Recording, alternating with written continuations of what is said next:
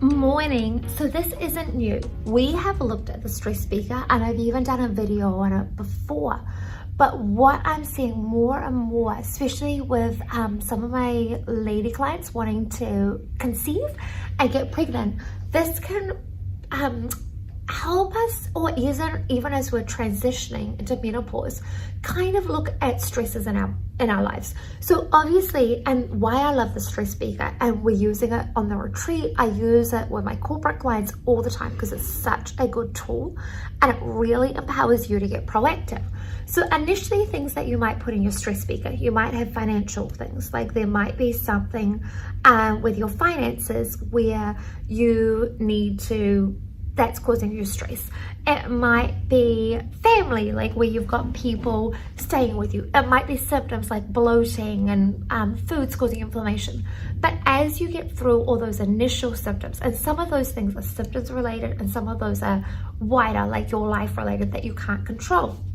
So it might be environmental toxins, like for example, when I worked in the office with no natural lighting, or when I had mold in my apartment. So what we want you to do is fill up all the different stresses in your life. Maybe they're emotional, maybe it's work, maybe it's trying to get pregnant, that's become a stress. Maybe it's you've got a really busy job and you're doing all of these things to bring down the stress levels in your life, but you still feel stressed. So once you look at all the stresses happening, and that's not a bad thing, it's just once we acknowledge it, we can do something about it. We can be proactive.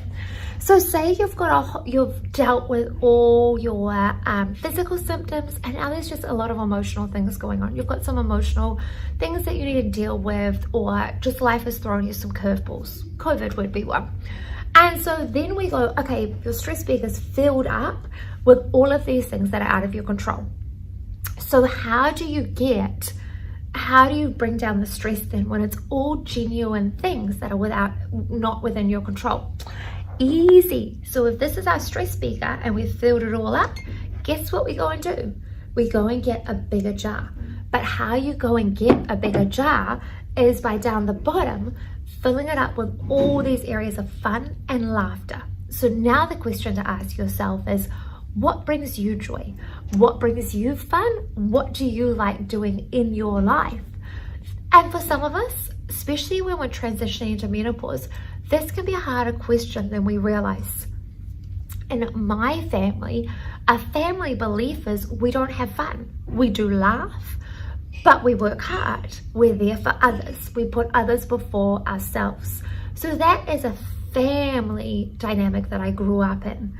It's not a bad thing necessarily. It's got beautiful intentions behind it, but it means that I need to really look at bringing fun into my life, as do my parents, because it doesn't come naturally. We do laugh and we do like to have a good time. But so for example, my mum recently, realizing that she needed to get her Stress Beaker bigger, has taken 2 months off working, and she got herself a puppy because it brings her so much joy and so much fun. So it's just a useful tool to do throughout the year. And you know, from my COVID learnings, when life goes unchecked and unexamined, we're not making the best choices and we're not living our best lives.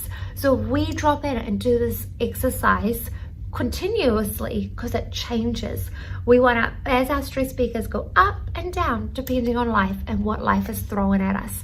So our Stress Beaker might be small and then it might get big. So that's why I really encourage you, and do this exercise. Like, don't just read the email, print it off or do it on your screen like I do on the iPad, and just see. And it's really fun when you cross them out. It's also a great way of measuring what's happening with your health, and it's something that you can bring into clinic and we can discuss it. We can give you ideas. Like in one of my client consults last week, we spent the whole hour going through how, because we'd gotten rid of a lot of her symptoms, how we were going to make our Stress Beaker bigger, so the stresses in it go down and it doesn't feel so stressful. So it's reframing it, but it's also giving her practical tools.